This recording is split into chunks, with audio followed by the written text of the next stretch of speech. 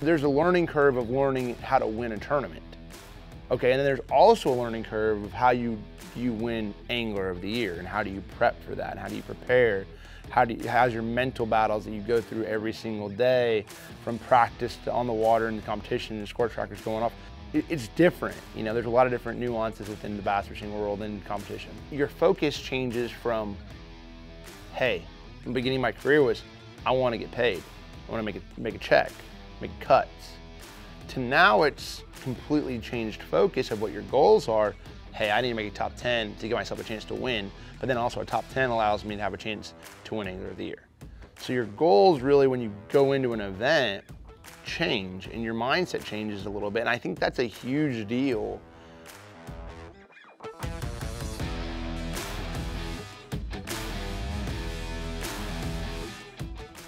You know, it's sort of funny because in 21, I was like, wow, that's a great schedule for me. You know, there were some tournaments, I sort of felt like I could have a chance to win at Travis. You know, I was in Chickamauga coming to my home lake. I love Champlain, I know that place really well, and so it was something that I was looking forward to that one. So those couple that I had good tournaments and I expected to have a good event, I thought I should.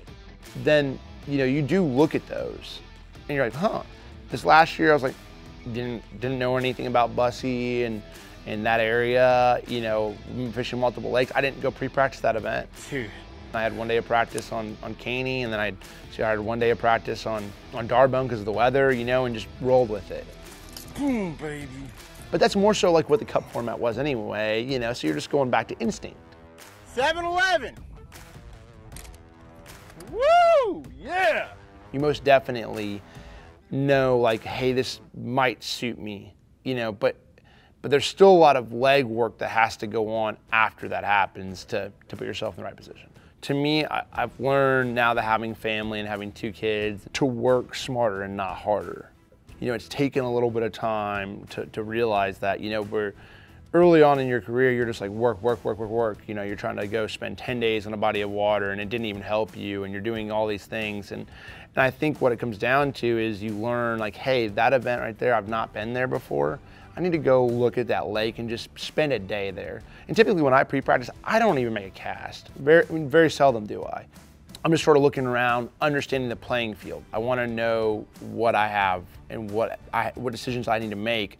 It's like each and every playing field is different. Each and every lake is different. So being able to say, hey, there's rock in this area, there's a lot of grass in this area, being able to see that stuff before my day of practice starts, I already sort of know. Now things can change with grass and stuff like that, but at least it gives me a good understanding of how the place sets up. Then it allows me to make the good decisions that I need to. If, hey, the north wind, there's a little area that's protected, there's some grass here, the water's gonna be clean. South wind, okay, that's gonna get trashed, there's not a barrier here.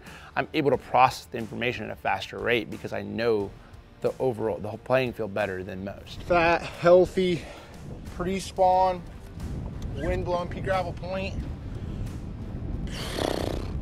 Okay, Grand Lake. There's a strategy of how to outsmart your competition and saving stuff that you're betting that nobody's fishing, but they could be blasting it. So there's a thing of finding sneaky places in practice where I'm like, that's a sneaky place.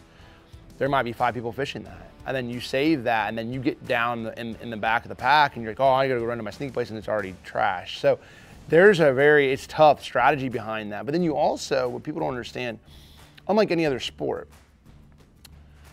we have to out-strategize every fisherman on the body of water.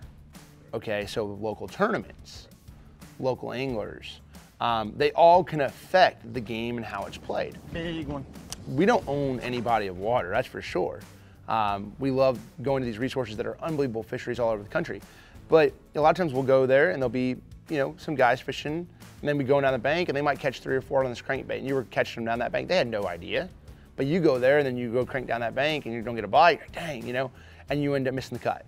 And so those are the things you have to strategize behind every nuance. There's multiple things that you have to think about that can play and affect your season.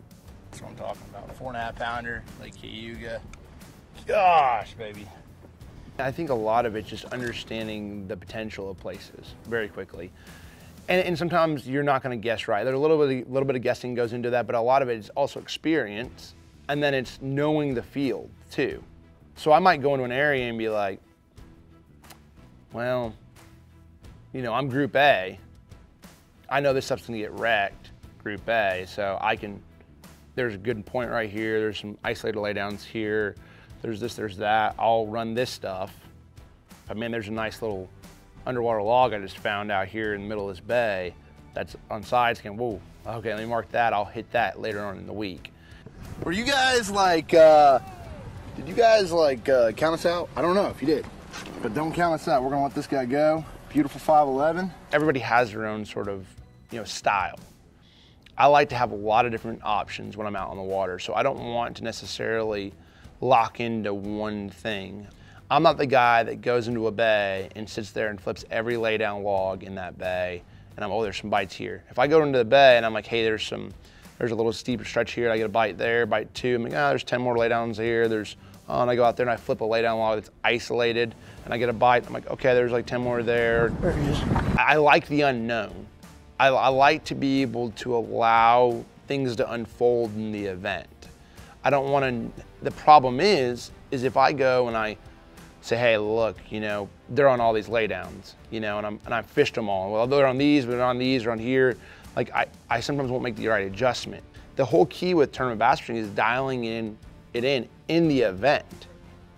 So I might not have everything completely dialed in that area, but I know enough, quick enough, to where I know it, you know, hey, okay, there's some grass here, there's this there, there's that there, there's this here, there's that there, there's some bass in this area, boom, let's move. And I approach it a little bit differently. Some people want to have their whole tournament planned out. I'm going to be, hey, I'm spot number 1. If I can't get there, I'm going to spot number 2. If I can't go there, I'm going to spot number 3, so on and so forth. So I sort of like to be able to sort of pivot if I have to. Ooh, baby, yeah. That's what I'm talking about. All right. There's the mental side of it that takes time and years to get to that point where you need to be. There's the knowledge side of understanding fisheries and understanding each individual nuance of a largemouth, a smallmouth, a spotted bass, a Florida strain bass, a northern strain bass, and how weather and conditions affect these fish.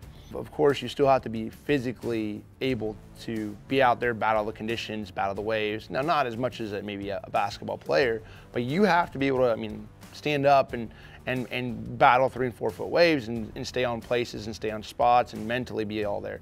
So I think that it really, in bass fishing, it does seem that when you get around that, if you start early, 8 to 10 years in, you're really getting enough knowledge. You're mentally all there. You've had some bad, you know, tournaments. You had good tournaments. You sort of know how to deal with that emotion a little bit better. And so I think it comes to a point where that's like the perfect sweet spot. And I think that's really just where it's at. Like, you know, I don't get too flustered. I don't get too high when things are great. You don't get too low when things are really, really bad. And confidence is huge in bass fishing and anything you do. Like, if you're confident, it's just like one of those things that things just flow. Now, you're gonna make bad decisions, that's the thing, but you get to believe in your heart that you're making the best decision every single time. And you live with those decisions, the ones that don't go your way, you just live with them.